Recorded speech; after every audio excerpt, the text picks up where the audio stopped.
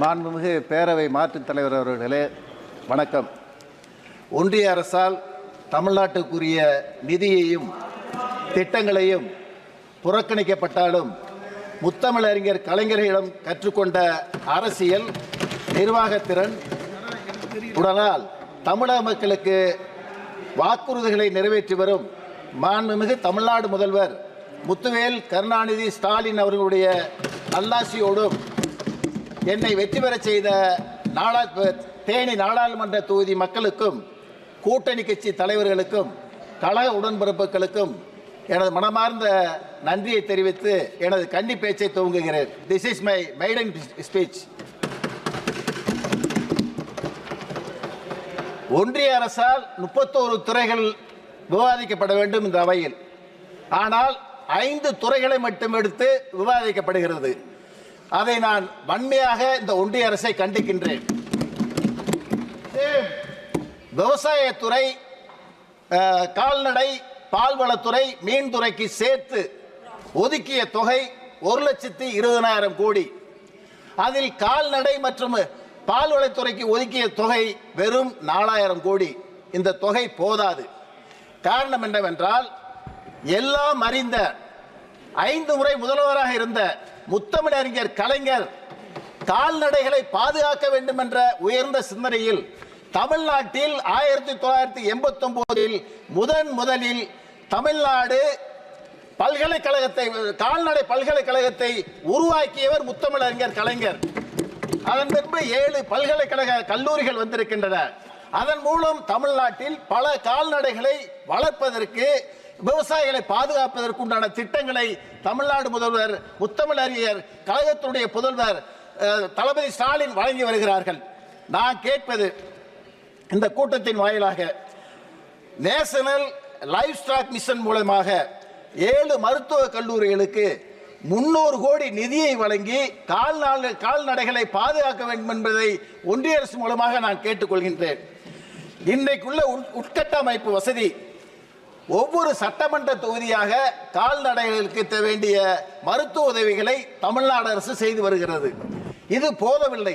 இதை பிளாக் வைஸாக, ஒன்றிய வைஸாக கால்நடைகளுக்கு நடமாடும் மருத்துவமனைகள் மூலம், வாகனங்கள் மூலமாக கால்நடைகளுக்கு மருத்துவ உதவிகளை செய்வதற்கு ஒன்றிய அரசு அதிக நிதிகளை தர வேண்டும். எங்க பகுதி கிராம பகுதி. நான் கிராமத்திலிருந்து வந்தவன். என்ன ஊர் நாராயணத்தம்பட்டி. சாதாரண கிராமம். கால்நடைகள் அதிகமாக இருக்கு. மீன் வளம் பக்கத்தில் இருக்கு. பால் உற்பத்தி ஆகுது. அங்க மலை மாடுகள்ன்ற ஒரு இனம் இருக்கு. அது எப்படின்னு சொன்னா, வனத்துறைக்கு அருகிலே போய் மேய்ச்சல் நிலைகளை மேயும், வந்து தானாக வெட்ட வெளியில் படுத்துக்கொள்ளும். அதற்கென்று கொட்டையே கிடையாது, தீவனம் கிடையாது. ஆனால் மாநில அரசு வேண்டிய உதவிகளை செய்தாலும் அதை போதவில்லை.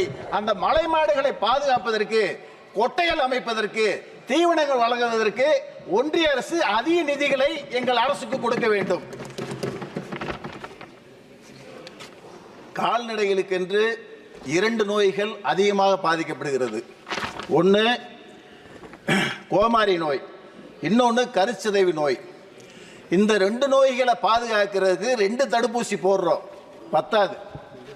கால்நடை ஆய்வாளர்கள் சொல்கிறார்கள், national animal disease control program சொல்லுகிறது 2 தடுப்பூசி போதாது, 3 தடுப்பூசிகளை போட்டால்தான் கால்நடைகளுடைய உயிரை பாதுகாக்க முடியும் என்ற செய்தி இருக்கிறது.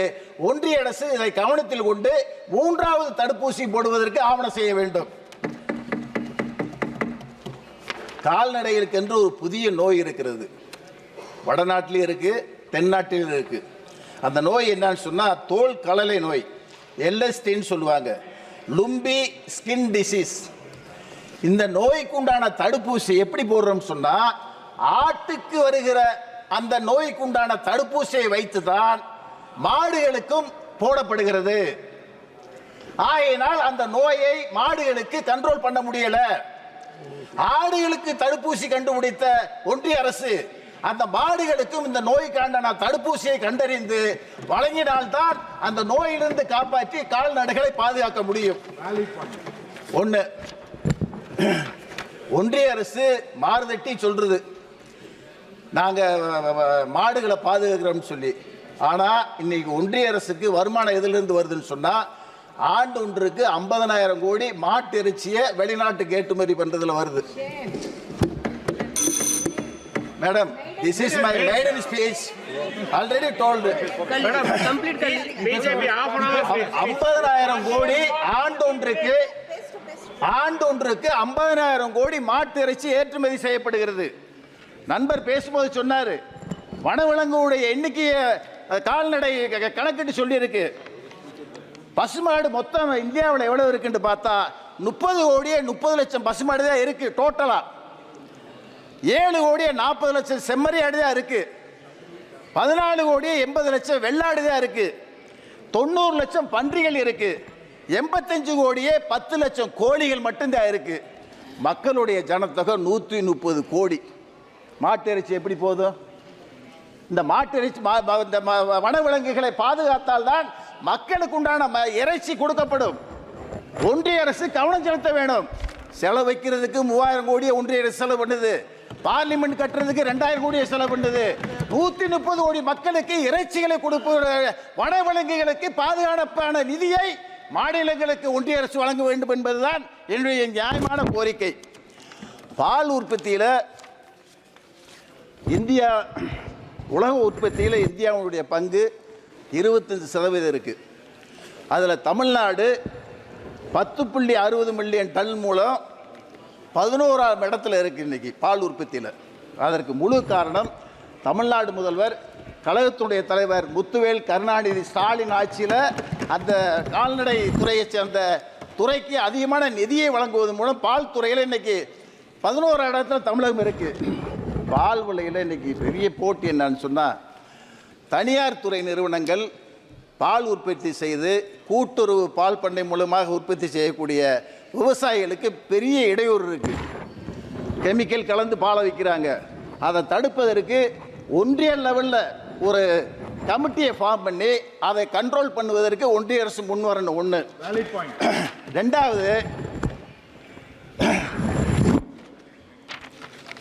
எதுக்கோ ஜிஎஸ்டி போடுறீங்க. பிராண்டட் நெய்க்கு 12% ஜிஎஸ்டி போடுறீங்க. சாதா நெய்க்கு 5% போடுறீங்க. நான் கேட்குறேன், 16 லட்சம் கோடியை கடனை வாங்கிட்டு வெளிநாட்டுக்கு ஓடிவிட்டாங்க. அந்த கடனை தள்ளுபடி பண்ணுறீங்க ஒன்றிய அரசு. பாவம் ஏழை விவசாயி மக்கள் பாலை பீச்சுறதுக்கு எவ்வளவு சிரமப்படுறாங்க. அவங்க வாங்குற கடனுக்கு 100% மானியத்தை கொடுங்க, கடனை கொடுங்க, அதற்குண்டான நிதியை ஒதுக்குங்க. அதை செய்வதற்கு முன் வரல. அந்த சாதாரண நெய்க்கு வரி விதிக்கிற அந்த 5% வரியை பிராண்டட் நெய்க்கு 5% கொடுங்கன்ற. பால் உற்பத்தி அதிகமாக விளையும் பால் உற்பத்தியாளருக்கு போய் சேரும். அதுதான் எங்களுடைய நோக்கம்.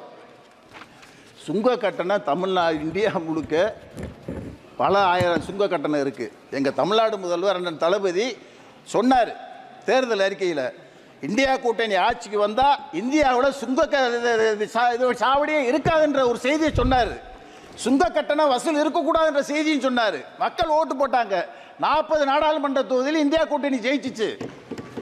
நான் என்ன சொல்கிறேன், பால் உட்பட பால் பொருட்கள் ஏற்றி செல்கிற வாகனங்களுக்கு சுங்கச்சாவடியில் கட்டணம் விலக்கு அளிக்கப்பட வேண்டும்.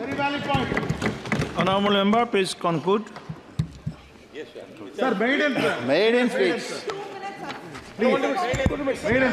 பால் உற்பத்தியை வளர்க்குறதுக்கு இன்னும் 100 நாள் வேலைவாய்ப்பு திட்டத்தில் குளங்களை தூர்வாடுறோம், எல்லாம் பண்ணுறோம். இந்த சங்க கட்டடங்கள் கட்டுவதற்கு 100 நாள் வேலைகளை ஆட்களை பயன்படுத்தி கொடுத்தா அந்த விவசாய சங்கம் பாதுகாக்கப்படும்ன்றது என்னுடைய தாழ்மையான வேண்டுகோள். அடுத்து முக்கியமான பிரச்சனை எங்கள் தமிழ்நாட்டில் இந்திய இலங்கை தமிழர்கள் மீனவர் பிரச்சனை மிக நீண்ட காலமாக தமிழ்நாட்டில் இருந்து கொண்டு இருக்கிறது. பாராமுகமாக ஒன்றிய அரசு அதை கண்டுகொள்ளாமல் இருக்கு. தமிழ்நாடு முதல்வர் அண்ணன் தளபதி இலங்கையில் மீன்பிடிக்க செல்கிற மீனவர்களை இலங்கை அரசு, தமிழ் மீனவர்களை இலங்கை அரசு கைது செய்கிறது, படகுகளையும் வைத்துக் கொள்கிறது. அப்படி இருந்த 174 படகுகளுக்கு உண்டான தொகையை 6 லட்சம் வீதம் அந்த குடும்பங்களுக்கு வழங்கிய முதல்வர் தமிழ்நாடு முதல்வர் அண்ணன் தளபதி. இன்னைக்கு 74 பேர் சிறையில் இருக்காங்க. 140 படகுகள் இலங்கை இராணுவத்தினர் இருக்கு.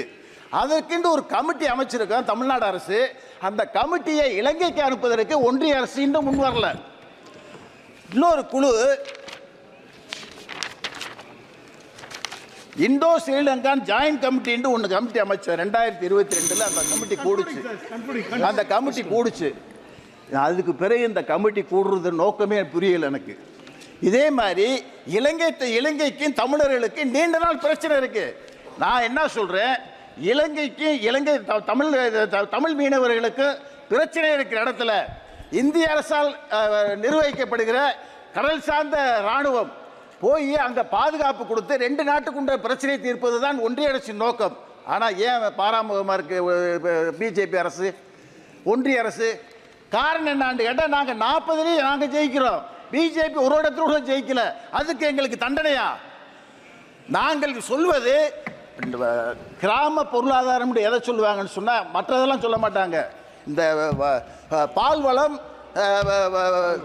மீன் வளம், கால்நடை, இதுல தான் கிராம பொருளாதாரம் 30%. அந்த நம்பர்களை, அந்த பொருளாதாரத்தை சீர்தூக்கி பார்த்து அந்த மக்களை பாதுகாக்க வேண்டும் என்பதுதான் எங்களுடைய நோக்கு. கடைசியாக எனது தொகுதி சார்ந்த பிரச்சனை ஒரு நிமிஷம். என்னை ஜெயிக்க வச்சாங்க, 5,80,000 ஓட்டு போட்டாங்க. அண்ணன் தளபதியினுடைய செல்வாக்கால ஜெயிச்சேன். வந்து பேசுகிறேன். ஆனால் ஒன்றிய அரசு கொஞ்சம் கருணப்பார்வை பாருங்க. தொகுதி மக்களுடைய நீண்ட நாள் கோரிக்கை அது. திண்டுக்கல் சபரிமலைக்கு ரயில் பாதை வேணும்னு சின்ன பிள்ளையிலேருந்து கேட்டுக்கிட்டு இருக்கோம். விடுறதுக்கு யாருமே இல்லை. அதை கொண்டு வர்றது கொஞ்சம் ஏற்பாடு பண்ணுங்க. உசிலம்பட்டி, ஆண்டிப்பட்டி, தேனி, போடிக்கு பைபாஸ் சாலை வேணும். நாங்கள் மதுரைக்கு போகிறதா இருந்தால் 100 கிலோமீட்டர் 1.5 மணி நேரத்தில் போகலாம். ஆனால் 3 மணி நேரம் ஆகுது.